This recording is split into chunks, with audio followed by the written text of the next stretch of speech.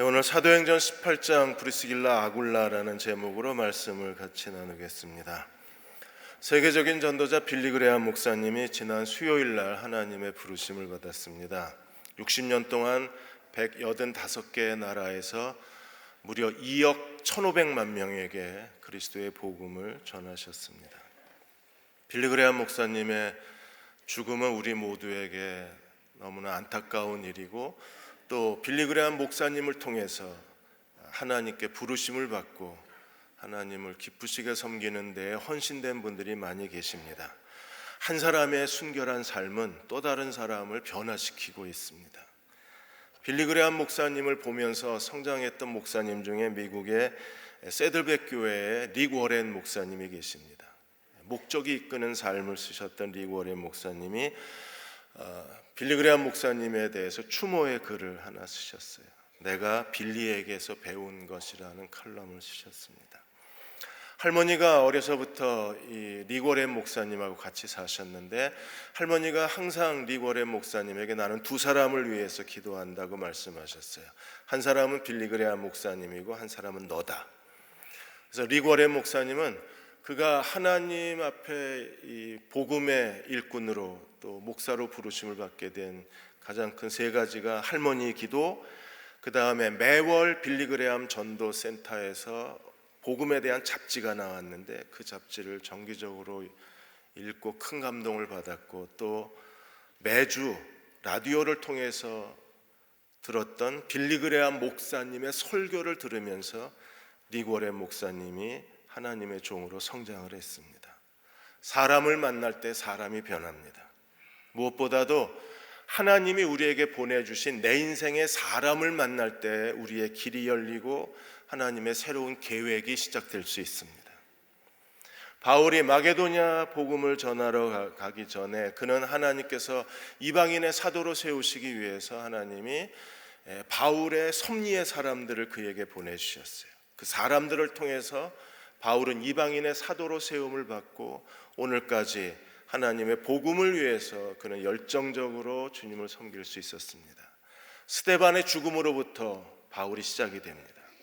스데반의 그 의로운 죽음을 목격하고 바울의 마음이 크게 흔들립니다. 다메섹 언덕에서 그리스도를 만난 이후에 아나니아를 보내셔서 바울이 성령 충만함을 받습니다.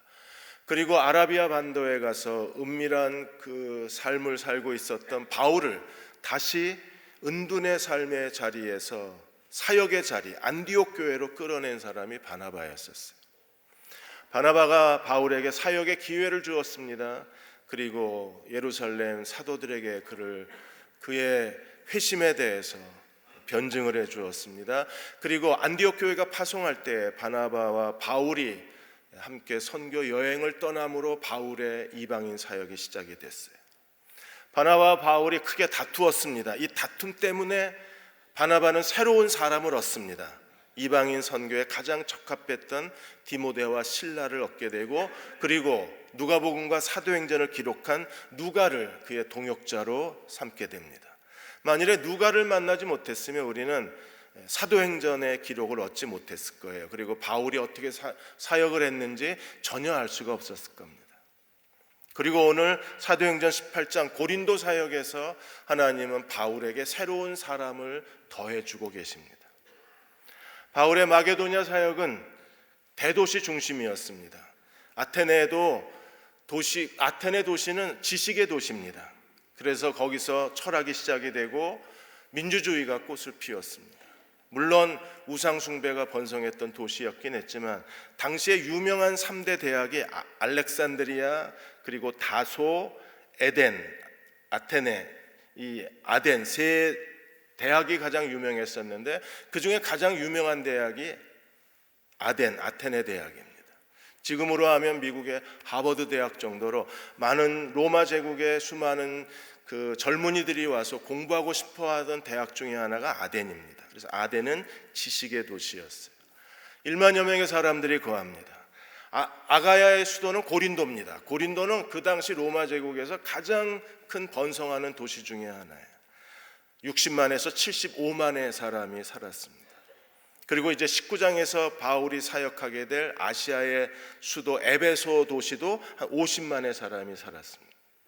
고린도는 어떤 도시였나요? 고린도는 두 개의 항구를 중심으로 해서 전 세계에 동서로 교역로가 뻗쳐나가면서 전 세계의 물건이 사방으로 그 마게도냐 전 지역으로 소아시아 지역으로 무역 중심의 도시가 고린도였었어요.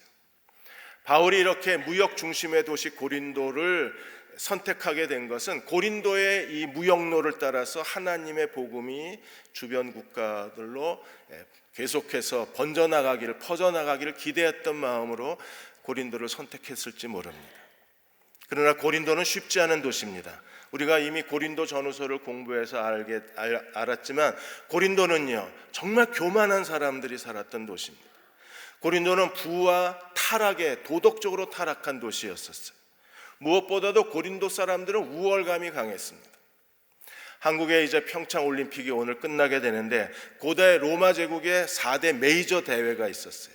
그 대회 중에 하나가 고린도에서 열렸던 이스티미아 그 대회입니다. 이 이스티미아 제도는 2년마다 열렸는데 이 대회를 통해서 고린도가 얼마나 우수한 도시인지 그리고 얼마나 우월한 사람인지를 로마 제국 사람들에게 자신들을 증명해 보이는 걸 이 사람들이 좋아했어요. 무엇보다도 고린도는 타락한 도시입니다. 항구의 도시요, 뱃사람의 도시요, 그리고 가장 부유한 도시이면서 타락한 도시였어요. 고린도에 여러분들이 나중에 그 성지순례 가시면 고린도 한가운데 아크로 고린도라는 거대한 바위가 있습니다. 해발 600m의 높이의 바위입니다. 이 바위 꼭대기에 사랑의 여신 아프로디테 신전이 있습니다. 이 아프로디테 신전에 1000여 명의 여자 사제들이 있었는데 이 여자 사제들이 밤이면 도시로 내려와서 매춘을 했습니다. 그들에게 매춘은 더 이상 범죄행위가 아닙니다. 그들에게 매춘은 신에게 드리는 하나의 예배 행위로 간주가 되었기 때문에 고린도는 성적 타락에 대한 죄의식이 없는 도시였어요. 이런 도시에 복음을 전한다. 바울이 어떻게 복음을 전했을까요? 빌립보의 전도의 키워드는 기도였습니다. 기도하다가 루디아를 만나고 기도하다가 감옥문이 열렸어요. 데살로니가와 베레와 그리고 아덴의 그 선교의 키워드는 하나님 말씀이었습니다. 말씀을 강론하고 하나님 말씀을 상고했던 베레아 사람들, 그리고 신기한 것만 듣기 좋아했던 아덴 사람들, 하나님 말씀이 데살로니가 마게도냐의 선교에 중요한 하나님의 도구였어요. 고린도에서는 하나님이 무엇을 가지고 이 타락한 도시를 복음으로 정복해 갔을까요? 사람들입니다. 하나님이 어떤 사람들을 바울에게 주셔서 이 죄악의 도시 고린도, 소돔과 고모라 같은 타락한 도시 고린도를 하나님의 복음으로 정복해 갔을까요? 그 첫 번째 사람이 바로 브리스길라 아굴라 부부입니다. 18장 1절에서 4절까지 보시면 1절에 바울이 고린도에 이르렀을 때 그 즈음에 고린도에 왔던 또 한 사람이 있습니다. 2절에 보시면 아굴라라 하는 본도에서 난 유대인, 본도는 흑해에 있어요. 터키의 그 흑해 주변에 그 해안가에 본도라는 도시, 이 도시에서 태어난 아굴라라는 유대인이 브리스길라라는 로마인하고 결혼을 해서 그들이 이달리아 로마에 가서 살았습니다. 그런데 글라우디오 황제 때에 유대인들이 도시에서 소동을 일으키자 글라우디오 황제가 유태인 추방령을 내렸어요. 트럼프 대통령이 이민자 추방을 내린 것처럼 글라우디오 황제가 유대인 추방령을 내렸습니다. 그래서 로마에 살던 이 브리스길라 아굴라 부부가 로마에서 추방을 당하고 그들이 정착한 도시가 고린도였어요. 고린도에서 어떻게 바울을 만났습니까? 2절 하반절에 보시면 그가 그 안에 브리스길라와 함께 이달리아로부터 새로 온지라, 그들이 도착하자마자 그들이 만난 사람이 누구예요? 바울이었어요. 바울이 그들에게 감해 3절에 생업이 같음으로 함께 살며 같이 천막 만드는 가죽 제조업을 하면서 바울이 그들과 함께 일을 하며 같이 살면서 고린도 회당에서 복음을 전하기 시작한 게 고린도 사역의 시작입니다. 바울이 고린도에 복음을 전하기 시작한 것은요, 브리스길라 아굴라 부부를 만나면서부터 고린도 사역의 문이 열린 거예요. 그래서 4절에 안식일마다 회당에서 강론하고 유대인과 헬라인들을 권면하니라. 끈질기게 그들을 설득하기 시작했습니다. 브리스길라 아굴라, 이 고린도에서 만난 이 부부는 어떤 사람이었나요?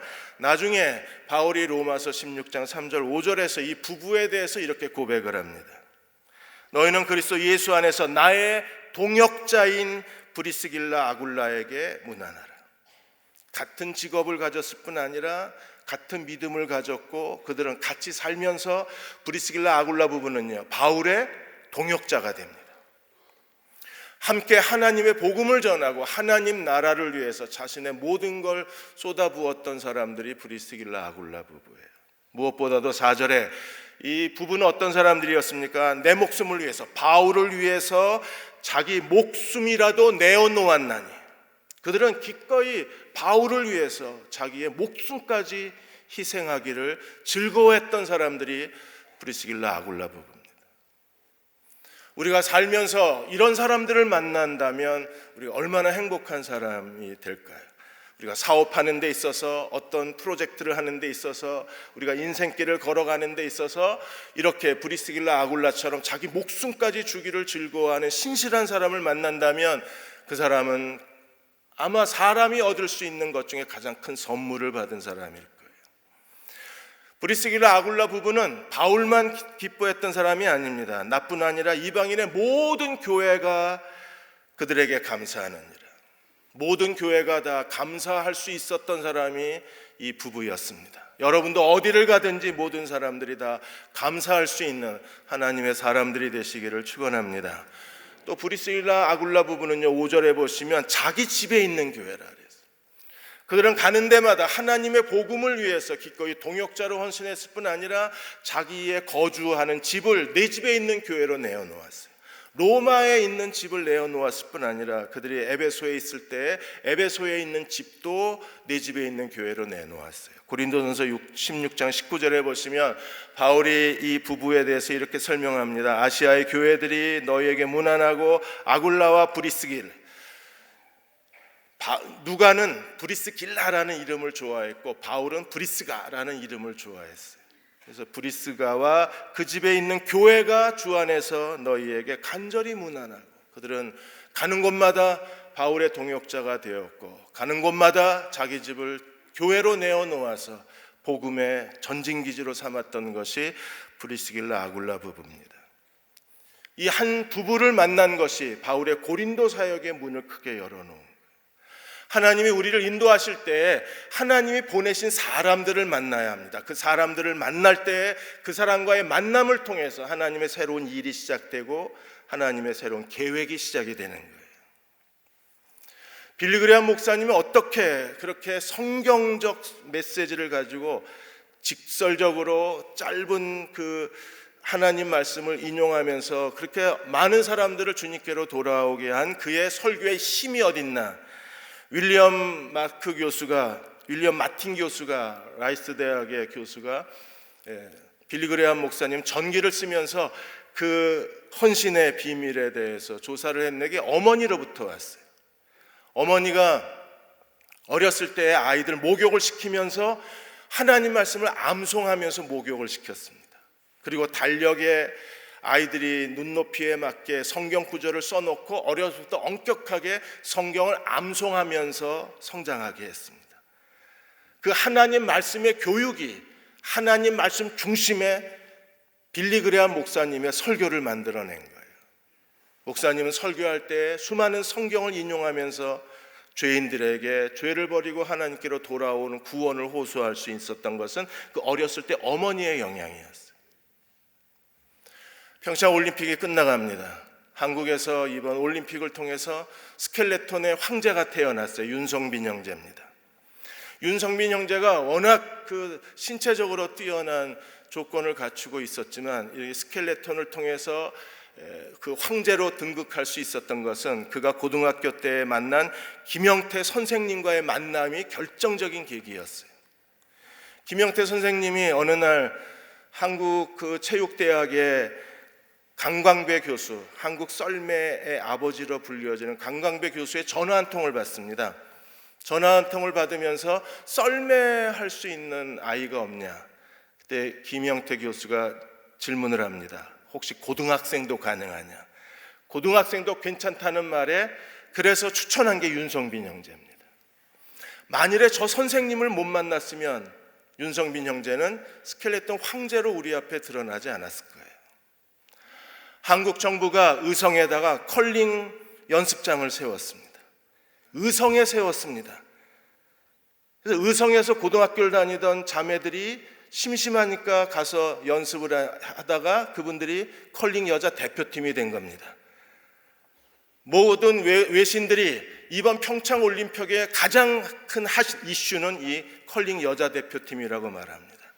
만일에 의성에 컬링 연습장이 세워지지 않았다면 우리는 영미야 소리를 듣지 못했을 겁니다. 영미가 무슨 말인지 외신들이 도대체 이게 무슨 새로운 암호인 줄 알고 해석했더니 사람 이름이었잖아요. 어느 한 사람을 만남으로 그의 인생이 그가 기대하지 않았던 새로운 일들이 펼쳐지고 어느 한 지역에서 우연히 살았던 것이 컬링 여자 대표팀의 그 재능이 드러나는 계기가 되고, 하나님이 우리를 인도하실 때 내 주변에 어떤 사람을 보내셨는가를 우리가 주목할 필요가 있습니다. 두 번째 만난 사람들은 실라와 디모데입니다. 5절과 6절에 보시면 실라와 디모데가 마게도냐로부터 고린도에 왔어요. 마게도냐 옆이 아가야 고린도입니다.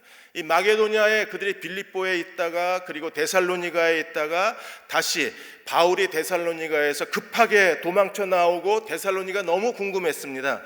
그래서 실라와 디모데를 데살로니가로 보내요. 그리고 그들이 데살로니가에 돌아와서 바울에게 보고를 했습니다. 데살로니가 전서 3장 6절에 보시면 그들이 돌아와서 어떤 보고를 했는가에 대해서 이렇게 말합니다. 지금은 디모데가 너희께로부터 와서, 데살로니가로부터 와서 너희 믿음과 사랑의 기쁜 소식을 우리에게 전하고, 바울은 정말 염려가 됐습니다. 불과 몇 주 만에 복음을 전하고 유대인들의 폭동으로 몰래 도망쳐 나와야 했습니다. 만일에 데살로니가가 그대로 교회가 사라질 수도 있는 위기의 상황이었습니다. 너무나 그 교회가 염려가 되고 걱정되었는데 디모데와 실라가 그 교회를 방문하고 돌아와서 뭘 전했어요? 믿음과 사랑의 기쁜 소식을 전했습니다. 바울은 큰 위로를 얻었습니다. 무엇보다도 이 실라와 디모데가 마게도냐 교회가 선교 헌금을 거두어서 바울에게 전달을 했어요. 바울이 이 선교 후원금을 받고 이제 어떻게 했나요? 그전에는 브리스길라 아굴라 부부하고 생업이 같았습니다. 천막 제조업, 가죽 제조업을 하면서 주중에는 일하고 안식일에 회당에서 복음을 전했습니다. 근데 실라와 디모데가 온 이후에 바울의 사역은 완전히 달라집니다. 바울은 어떻게 사역했나요? 5절에 보시면 실라와 디모데가 마게도냐로부터 내려오며 바울이 하나님 말씀에 붙잡혔습니다. 붙잡혔다는 게 무슨 뜻입니까? 말씀 전하는 일에 전념할 수 있었습니다. 전에는 일하고 안식일에만 복음을 전했는데 이제는 후원금을 받고 하나님 말씀을 전하는 일에 전념할 수가 있었어요. 그 결과가 무엇입니까? 유대인에게 예수는 그리스도라고 밝히 증거하기를 시작을 했습니다. 그러자 유대인들의 비방이 다시 시작이 된 거예요. 6절에 그들이 대적하고 비방하거늘 바울이 옷을 털었습니다. 옷을 턴다는 건 이제 너희하고 관계가 끝났다는 겁니다. 옷을 털었습니다. 그리고 이렇게 선언했습니다. 너희의 피가 너희 머리로 돌아갈 것이요 나는 깨끗하다. 그리고 최후 통첩을 했습니다. 나는 이제 이방인에게로 가노라. 실라와 디모데가 바울을 방문하면서 바울의 고린도 사역은 더 견고해지고 바울의 고린도 사역은 더 힘이 있어진 거예요. 오늘 우리 주변에 어떤 사람들을 통해서 하나님이 우리를 하나님 합당한 사람으로 세우거나 또 어떤 사람들은 우리의 인생을 허물어뜨리기도 합니다.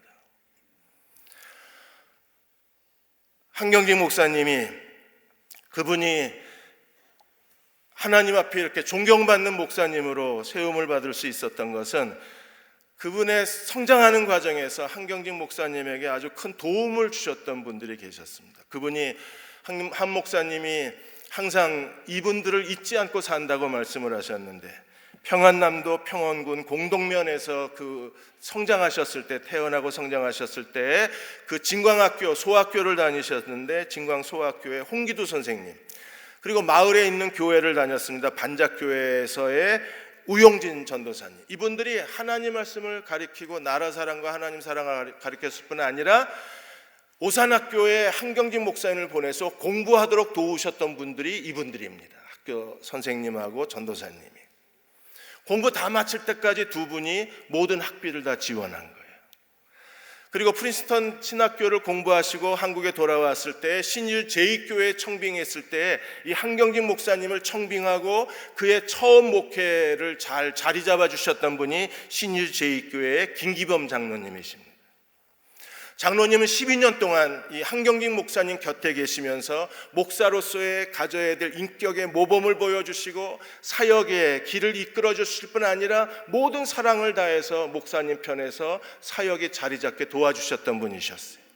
나중에 한경직 목사님이 한국교회 목회자들하고 그 대화를 하는데 목사님의 그 지금의 그 고결하고 또 겸손하고 검소한 목회에 영향을 주신 분이 누구냐고 물었을 때 한경직 목사님 서슴없이 김기범 목사님이 내 곁에 있었다고 대답을 했습니다. 사람이 곁에 있을 때 우리는 하나님이 원하시는 자리에 서서 하나님이 우리를 인도하시는 그 길을 찾을 수 있는 거예요. 하나님이 내 곁에 어떤 사람들을 두셨는가를 우리가 소중히 여기고 그를 존중히 여기고 그들 곁에 있어야만 합니다. 실라와 디모데로 인하여 바울은 사역이 더 뿌리를 내렸고 이제 유대인 회당의 선교는 끝났습니다. 바울은 더 이상 회당에서 복음을 전할 수 없어요. 그의 사역에 위기가 닥친 겁니다. 그의 사역에 문이 닫혔습니다. 그럴 때 하나님이 바울에게 어떻게 하셨나요? 오늘 7절과 8절에 보시면 전혀 새로운 사람들을 통해서 하나님이 새로운 기회를 만들어내셨어요. 7절에 보시면 거기서 옮겼습니다. 회당에서 옮겼습니다. 이제 복음을 전할 공간이 없는 거예요. 복음을 전할 전도의 장소가 없어졌습니다. 근데 하나님은 어떻게 하셨습니까? 하나님을 경외하는 디도 유스도라는 사람의 집에 들어가서 거기서 복음을 전하게 하셨어요. 유스도의 집이 어디 있습니까? 회당 옆에 있었습니다. 회당에서 복음을 전하는 게 금지가 됐습니다. 바울은 옷의 먼지를 털어버렸습니다. 이방인에게로 간다고 선언했습니다. 이제 복음 전할 장소가 없을 때 하나님은 어떻게 하셨나요? 유스도라 하는 사람을 통해서 복음을 전할 장소를 제공하셨는데 어디에 있어요? 회당 옆에 있는 거예요. 유대인들을 통해서 이방인에게 복음을 전해야 되는데 이미 유대인에게서 이방인에게로 옮겨간다고 바울이 선언했습니다. 그러면 유대인 선교는 이제 멈춰야 되나요? 하나님이 어떤 일을 또 벌이셨나요? 8절에 보시면 회당장 그리스도가 회심하는 일이 일어나요. 회당의 책임자 그리스도가 어떻게 했습니까? 온 집안과 더불어 주님을 믿고 주님께로 돌아오는 구원의 역사가 일어납니다. 그러자 고린도에 복음의 문이 열린 거예요. 회당장 그리스도가 주님께로 온 집안이 돌아오면서부터 어떤 일이 고린도에 벌어졌습니까? 수많은 고린도 사람들이 듣고 믿어 침례를 받으면서 고린도 교회에 복음의 대부흥이 일어나기 시작한 거예요. 하나님 우리의 인생의 위기에 새로운 기회를 주실 수 있는 사람들을 보내셔서 그 사람을 통해서 하나님의 계획이 하나님이 원하시는 섭리가 하나님의 능력과 도우심 안에 성취되게 하시는 분이 하나님이십니다. 저도 수원 중앙침례교회에서 대학부 사역자를 했을 때 서울 농대 대학원생 하나가 데모하고 나서 그리고 이제 뒤풀이하면서 술이 취해서 그 기숙사로 돌아오다가 학교 정문 앞에서 기숙사로 들어가지 못하고 아스팔트 위에서 그냥 자버린 거예요. 통금이 끝나고 첫 번째 버스가 지나가면서 이 형제를 못 보고 그냥 지나가 버렸습니다. 새벽 6시쯤에 경찰에서 전화가 와서 제가 거기 선수민병원 영안실에 가보니까 그 형제가 죽어 있었어요. 그걸 이제 지역신문이 알고 수원중앙침례교회에 다니는 서울농대 대학원생이 데모하다 죽었다, 이게 일면 신문에 난 겁니다. 저는 책임을 지고 교회를 사임해야 했었어요. 아무 계획도 없이 어느 날 갑자기 일어난 사건으로 저는 도덕적 책임을 지고 사임을 했습니다. 이제는 뭘 해야 될지 아무 계획이 없는 상황이 됐어요. 그때 하나님께서 그 수원의 소아의원의 강지연 집사님이라는 분이 계셨는데, 그분이 오래전에 저하고 성경 공부를 하셨는데 그 이야기를 듣고 소아의원 2층이 비어 있었는데 그 2층을 저한테 1년 동안 아무 대가도 없이 빌려주셨어요. 그래서 거기서 시작한 교회가 수원 형제침례교회입니다. 만일에 그 강지연 원장님이 저를 돕지 않았으면 아마 제 인생은 어떻게 전개되어질지 저는 상상도 할 수가 없는 겁니다. 바울과 실라와 디모데, 그리고 브리스길라, 아굴라, 이 전도들 팀이 유대인에 대해서 단절을 그들이 선언하고 이제 이방인에게로 간다고 했을 때 아무 계획이 없었을 거예요. 그런데 하나님은 유스도와 그리고 그리스도보 이 회당장의 회심을 통해서 고린도의 문을 열자 수많은 사람들이 예수께 돌아와 예수를 믿고 침례를 받는 역사가 일어났어요. 그러자 하나님께서도 바울을 격려하셨습니다. 오늘 9절과 10절에 보시면 하나님이 환상 가운데 바울에게 나타나셔서 이렇게 말했습니다. 두려워하지 말며 침묵하지 말고 말하라. 만일에 바울이 침묵하면 하나님은 더 그 고린도에 있는 영혼을 구원하실 수가 없는 거예요. 바울이 두려워서 침묵하고 바울이 두려워서 고린도를 떠나버리면 고린도 사역은 멈추는 겁니다. 사람이 없으면 하나님이 일하실 수 없어요. 우리도 사람이 있어야 하나님의 인도하심을 받는 거예요. 중요한 건 사람입니다. 바울이 고린도에서 복음을 전하지 않으면, 두려워서 침묵해버리거나 두려워서 떠나버리면 고린도에 더 이상 하나님이 그곳 영혼을 구원하실 수 없는 거예요. 그래서 주님이 환상 중에 나타나서 말씀하십니다. 두려워하지 말라, 침묵하지 말라, 복음을 전하라. 그리고 뭘 약속하셨어요? 내가 너와 함께 있으며 어떤 사람도 너를 대적하여 해롭게 할 자가 없느니라. 내가 너와 함께 있겠다. 어떤 사람도 너를 대적하여 너를 해롭게 하지 않도록 너를 보호해 주겠다. 왜 그렇게 하셔야 하나요? 이는 이 성중에 내 백성이 많이 있습니다. 아직도 구원받아야 할 영혼이 많이 있기 때문에 바울은 두려워하지 말고 복음을 전해야 합니다. 바울이 복음을 전하는 동안에 하나님은 어떻게 하신다고요?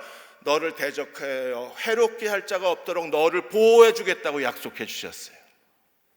정말 그렇게 하셨나요? 12절에서 17절까지 보시면 정말 주님이 그 약속대로 하셨습니다. 12절에 보시면 갈리오가 아가의 총독이 되었습니다. 그동안에 빌립보하고 데살로니가에서 지방 행정관들이 했던 거하고 전혀 양상이 다릅니다. 이 사람은 총독입니다. 총독은 로마의 원로원에서 파송한 사람입니다. 지방 행정관이 복음 전도를 불법으로 제정한 것은 그 지역에 국한되는 거지만, 만일에 로마 총독이 복음 전도를 불법으로 만일에 이 선언하기만 하면, 이건 불법이라고 법적 해석을 내려버리면 로마 제국에서 더 이상 복음을 전할 수가 없는 거예요. 바울의 전도는 여기서 끝나는 겁니다. 총독 가이오가 아가야 총독이 됐을 때, 이 가이오는 어떤 사람입니까? 네로 황제가 젊었을 때 네로 황제를 가리켰던 사람이 철학자 세네카예요. 이 세네카의 동생이 가이오입니다. 이 사람은 굉장히 공평하고 합리적이고 지혜로운 사람으로 알려져 있어요. 가이오가 됐을 때 유대인들이 아가야 총독이 세워지자 유대인들의 음모가 시작이 됐습니다. 그래서 12절에 유대인이 일제히 일어나 바울을 대적하여 법정으로 끌고 가서, 유대교는 로마 정부가 공인한 종교예요. 유대교는 불법이 아닙니다. 근데 지금 바울이 전하고 있는 건 유대교가 아니라 유대교에서 빠져나온 새로운 종교잖아요.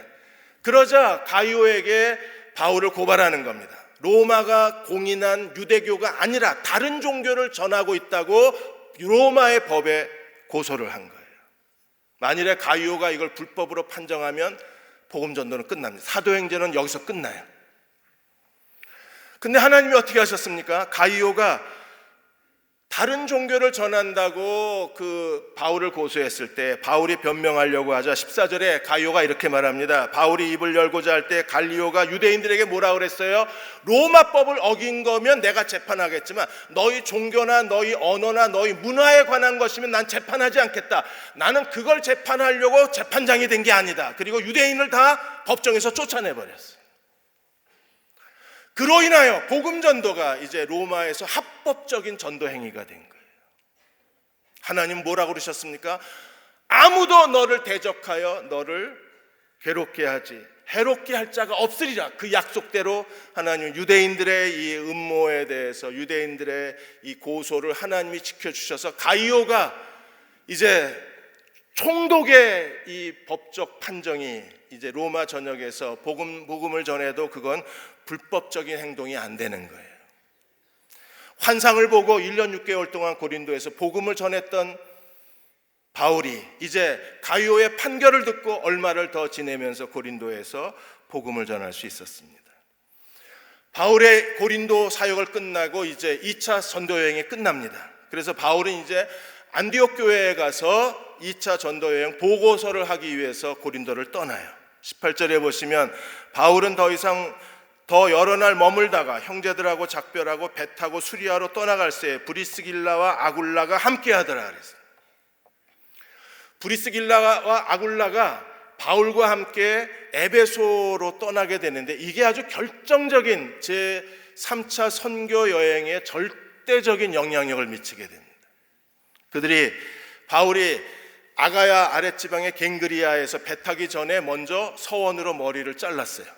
바울이 왜 이 서원으로 머리를 잘랐는가에 대해서 여러 학자들의 추측이 많이 있는데 오늘 본문에서 우리가 그 이유를 찾을 수 있어요. 아마도 하나님 주께서 환상 중에 내가 너를 보호하리라고 약속해 주셨으니까 바울이 그 하나님의 약속을 의지하고 나시린 서원을 했을 겁니다. 그리고 이제 1년 반 동안의 고린도 사역을 마치고 그가 이제 수리아로 돌아가면서 서원의 기간이 끝났기 때문에 머리를 자르고 그 머리를 불태워서 서원이 끝났음을 알리는 거예요. 하나님이 보호해 주시겠다는 약속을 믿고 서원을 했습니다. 서원을 할 동안에는 머리를 자르지 않습니다. 그리고 서원이 끝나면 머리를 잘라서 서원이 끝났다는 걸 알리고 하나님께 감사하는 거예요. 여러분이 언젠가 제가 머리를 자꾸 기르기 시작하면 뭐 서원이 있구나라고 생각하시면 되고 머리를 자르고 오면 서원이 끝났구나라고 생각하시면 돼요. 바울은 이미 율법이 끝나고 그리스도가 오셨다는 걸 선언하면서도 유대교의 이 거룩하고 소중한 문화를 바울이 지키고 있는 거예요. 바울이 이 서원의 예를 지키고 서원의 그 하나님 앞에 서원으로 머리를 깎은 것이 에베소 사역에서 아주 중요한 전환점을 이룹니다. 바울이 브리스길라 아굴라와 함께 19절에 에베소에 가서 회당에 가서 유대인하고 변론을 했는데 유대인들이 반응이 달라졌어요. 바울이 아직도 유대 문화를 존중히 여긴다는 사실을 알고 유대인들이 아주 호감 있게 바울을 대합니다. 그래서 바울이 에베소 회당에서 복음을 전했을 때 어떻게 그들이 말해요? 20절에 보시면 여러 사람이 더 오래 있기를 요청을 합니다. 한쪽에서는 바울을 회당에서 쫓아내는데 또 한쪽에서는 바울이 더 오래 자기들에게 하나님 말씀을 전해주기를 원했어요. 근데 바울은 지금 예루살렘에 가야 하고 안디옥 교회에 가서 선교 보고를 해야 되기 때문에 더 오래 있지 못하고 이렇게 말합니다. 21절에 작별하여 이르되 만일 하나님의 뜻이면 너희에게로 돌아오리라 하고 배를 타고 에베소를 떠났어요. 누구를 남겨두고? 브리스길라 아굴라 부부를 남겨두고.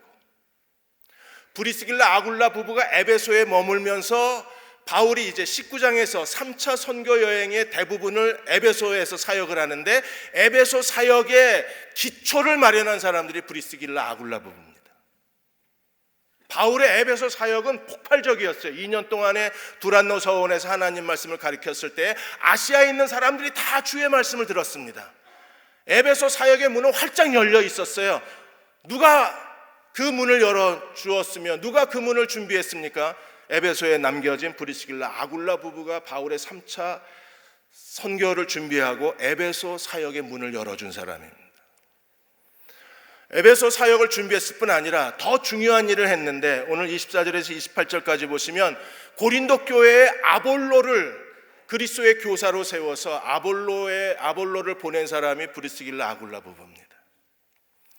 바울은 고린도에서 1년 6개월 사역이 끝나서 그는 고린도에서 나왔어요. 그러자 브리스길라 아굴라 부부가 아볼로를 훈련해서 고린도 교회로 보냅니다. 바울이 빠져나온 그 교회에 아볼로를 대신 보냄으로 인하여 고린도 교회가 복음 안에서 든든히 서가게 하고 믿음 안에서 성장하게 도와주온 사람이 브리스길라 아굴라 부부입니다. 오늘 이 시대에 하나님이 브리스길라 아굴라 같은 사람들만 찾아내실 수 있다면 하나님은 더 능력 있게 하나님 나라를 확장시켜 가실 수 있을 거예요. 이 브리스길라 아굴라가 어떻게 만났나요? 오늘 24절에 보시면 알렉산드리아에서 태어난 아볼로라는 유대인이 에베소의 이름이, 에베소에 왔는데 그 에베소에 누가 있었어요? 브리스길라 아굴라가 있었습니다. 바울이 고린도에 갔을 때 그 고린도에 새로운 사람이 누구였어요? 브리스길라 아굴라 부부였어요. 이들의 만남은 이렇게 놀라운 변화를 일으킨 겁니다. 알렉산드리아는요, 유대인이 많이 사는 지역이었어요. 알렉산드리아는 율법의 정통한 도시입니다. 그래서 예수님이 오시기 전에 그 히브리어 성경을 헬라어 성경으로 번역한 걸 우리가 70인역이라고 그럽니다. LXS라고 그러는데 이 70인역이 번역된 도시가 알렉산드리아예요. 이 알렉산드리아는 그 유대인 여러 랍비들이, 존경받는 랍비들이 그곳에서 하나님 말씀을 가르쳤어요. 근데 그 알렉산드리아 출신의 사람이 아볼로인 거예요. 아볼로에 대해서 세 가지를 증언합니다. 첫째는요, 언변이 좋고 학문이 뛰어나고 성경에 능한 사람입니다. 두 번째로 25절에 일찍부터 주의 도를 배워서 열심으로 예수에 관한 것을 자세히 가르친 그리스도의 교사입니다. 세 번째, 요한의 침례밖에 몰랐답니다. 예수님을 가르쳤는데 요한의 침례밖에 몰랐다. 이건 말이 안 되잖아요. 그런데 성경에 능한 사람이라 이건 더 말이 안 됩니다.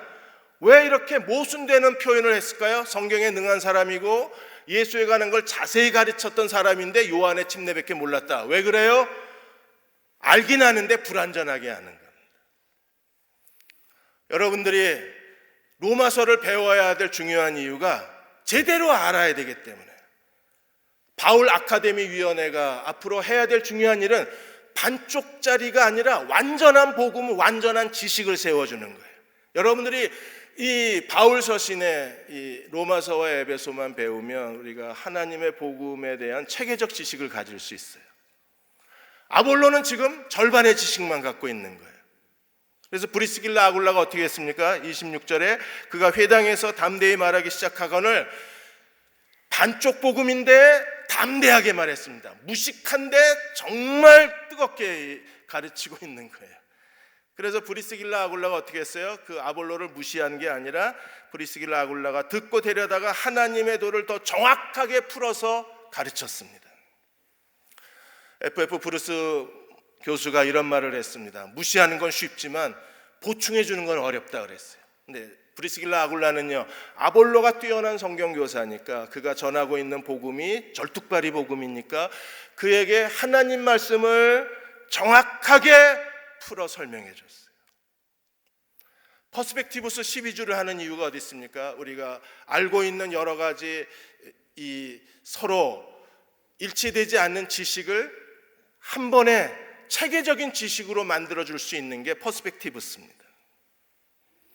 아볼로는 이제 복음에 대해서 완전한 지식을 갖게 되었어요. 그리고 그가 27절에 아가야, 고린도로 건너가고자 했을 때 추천서를 써서 보냈습니다. 그리고 어떤 일이 벌어졌나요? 고린도전 3장 6절에 보시면 바울이 이렇게 고백합니다. 나는 심었고 아볼로는 물을 주었으되 하나님이 자라게 하셨느니라. 바울이 복음의 씨를 뿌렸습니다. 그리고 아볼로가 하나님 말씀을 가르쳐서 물을 줬습니다. 그러자 하나님이 자라게 하시는 역사가 고린도 교회 안에 일어난 거예요. 아볼로는 이제 완전한 지식을 가지고 온 힘을 다해서 고린도에서 사역을 했습니다. 27절 하반절에 보시면 그가 가매 아볼로라는 사람이 고린도에 이르게 됐을 때, 아볼로라는 한 사람이 고린도에 갔을 때 어떤 일이 벌어졌습니까? 은혜로 말미암아 믿는 자에게 많은 유익을 줬습니다. 그리고 사람들이 하나님 말씀에 견고하게 서서 그리스도를 믿는 믿음의 체계를 갖추고 날마다 그리스도를 따르는 교회로 변화되기 시작한 거예요. 그가 감해 어느 한 사람을 만났을 때 우리의 인생도 이렇게 변화가 되는 거예요. 우리가 하나님이 준비해 놓으신 사람을 만나게 해달라고 기도해야 합니다. 부모가 자녀를 위해서 해야 될 가장 간절한 기도는 하나님 섭리의 사람, 하나님이 만나야 될 사람을 만나게 해주시기를 기도해야 합니다. 느헤미야가 예루살렘 성문이 다 불탔다는 소리를 듣고 그가 하나님 앞에 기도했습니다. 그 당시에 그는 아닥사스다 왕의 술관원이었을 때 느헤미야 1장 11절에 느헤미야가 이렇게 기도합니다. 종의 기도와 주의 이름을 경외하기를 기뻐하는 종들의 기도를 들으시고 오늘날 종이 형통하여 이 사람 앞에서 은혜를 입게 하옵소서. 결정적인 사람, 그 사람이 은혜를 베풀어야 왕의 술관원이었던 느헤미야가 예루살렘 총독으로 파견이 되어서 무너진 예루살렘 성벽을 재건할 수 있는 거예요. 그 결정권을 가진 사람은 이 사람, 아닥사스다 왕입니다. 그 사람에게 은혜를 입게 해달라고 느헤미야는 기도한 거예요. 하나님 그 기도에 응답하신 거예요. 사람을 만나게 해달라고 기도해야 합니다. 그래야 길이 열리고, 그래야 하나님이 새로운 계획을 보여주시고, 사람을 만나게 해달라고 기도해야 합니다. 그래야 여러분이 마음에 하나님 앞에 오랫동안 기도하고 소망했던 일들이 이루어질 수가 있는 거예요. 지난 22일 날 카이스트에서 박사학위 졸업식이 있었습니다. 전기 및 전자공학 박사 학위를 받으신 오태현 형제의 이야기가 뉴스에도 나오고 신문에도 나왔습니다. 이 사람은 자동차 정비소 직원이었다가 이번에 박사 학위를 받았습니다. 외환위기가 나고 어머니가 홀어머니이신데 직장을 잃어버리고 할 수 없이 시간제 일을 하면서 아들을 먹여 살렸어요. 그 모습을 보고 이 오태현 박사가 어머니를 도와야 되겠다고 그래서 특성화 고등학교에 들어가서 돈을 벌어야 되겠다고 특성화 고등학교를 들어갔는데 적응을 못했습니다. 2년 만에 고등학교를 중퇴합니다. 어머니는 그래도 아들을 믿어주셨답니다. 네가 하고 싶은 대로 하라고. 그래서 2년 만에 중퇴하고, 그리고 직장을 알아봤는데 갈 수 있는 데가 자동차 정비소였어요. 자동차 정비 일을 배우고 있는데 어느 날 한 남자가 아이를 데리고 와서 일하는 오태현 형제를 바라보면서 이렇게 말했습니다. 자기 아이한테, 야, 너 공부 안 하면 저 사람처럼 돼. 공부 안 하면 너 적골 되는 거야. 그렇게 말하고 싶었겠죠. 그 말을 듣는 순간에 온몸에 수치심을 느꼈습니다. 그리고 마치 평생 그 말을 듣고 살 것 같은 두려운 생각이 들었어요. 지금까지 자기 신세를 한탄만 하고 주변 사람들에 대해서 불평만 했지 한 번도 자기 발로 일어서겠다는 생각을 못했는데, 그 사람의 그 말 한마디가 그에게 이 자기를 얽어매고 있는 이 두려운 상황에서 뛰쳐나가고자 하는 삶의 용기를 준 거예요. 그래서 어머니한테 말씀을 드리고 검정고시를 공부해서 2004년도에 고졸 검정고시부터 시작해서 광운대학에 들어가고, 그리고 카이스트에 들어가서 6년 동안 석박사 학위를 끝내고 이번에 졸업을 하면서 MIT 박사후 연구원 과정에 들어간 겁니다. 자기 인생에 누구도 자기에게 아무도 도움이 되주지 않은 거예요. 그는 이제 공부를 끝내면 누군가의 도움이 되고 싶다고 말했습니다.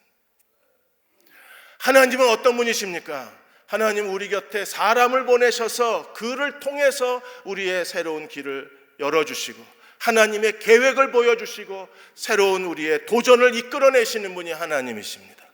사람을 보내달라고 기도하십시오. 그리고 보내준 사람을 우리가 알아볼 수 있는 눈을 열어달라고 기도해야 합니다. 이미 보내주셨는데도 우리가 마음의 무관심에서 사람을 알아보지 못해서 못 알아볼 수도 있으니까요. 그리고 그 사람을 통해서 우리의 길을 열어주시기를 간절히 구하는 저와 여러분이 되시기를 주의 이름으로 축원합니다. 우리 다 일어나셔서 395장 1절하고 4절 부르겠습니다.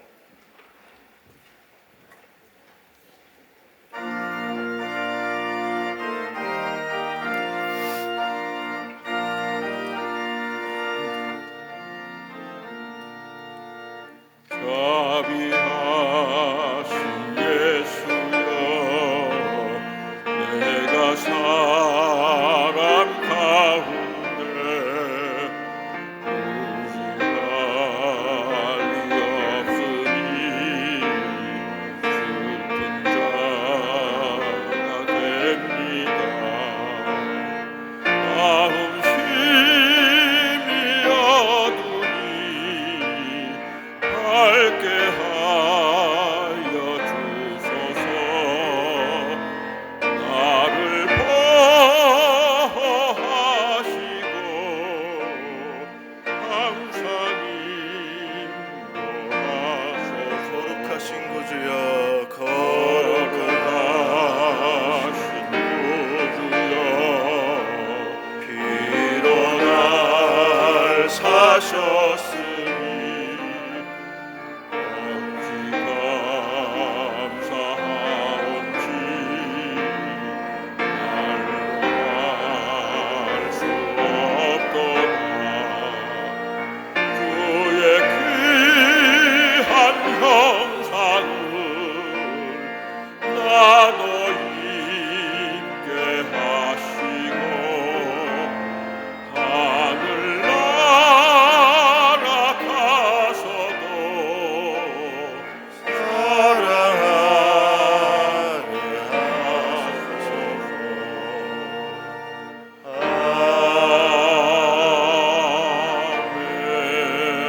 아멘.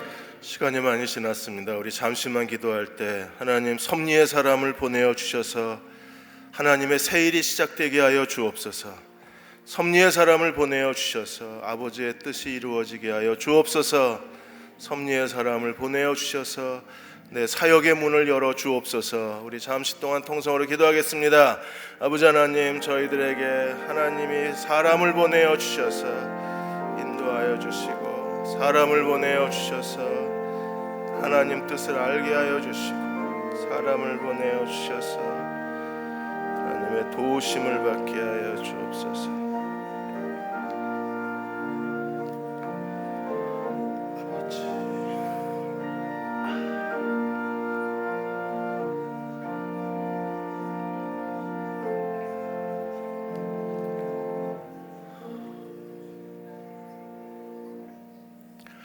아버지 하나님, 섭리의 사람을 보내주셔서 아버지의 뜻을 알게 해주시고 멈춰버린 내 인생에 새로운 기회가 열리게 해주시고 간절히 구하는 기도에 응답해 주셔서 우리가 기대하고 구한 것 이상으로 넘치도록 내 인생을 이끌어 가시는 하나님의 능력의 손길을 보게 하여 주옵소서. 지금 우리를 죄에서 구원하신 우리 주 예수 그리스도의 은혜와 하나님 아버지의 극하신 사랑하심과 성령의 위로하시고 도우신 은혜가 오늘 2월의 마지막 주일 예배 드리고 돌아가는 모든 교우와 가정과 사랑하는 아들, 딸들과 우리의 간절한 기도와 소망 위에 이 민족과 이 땅의 모든 교회 위에 지금부터 영원히 함께 하시기를 간절히 축원하옵나이다. 아멘.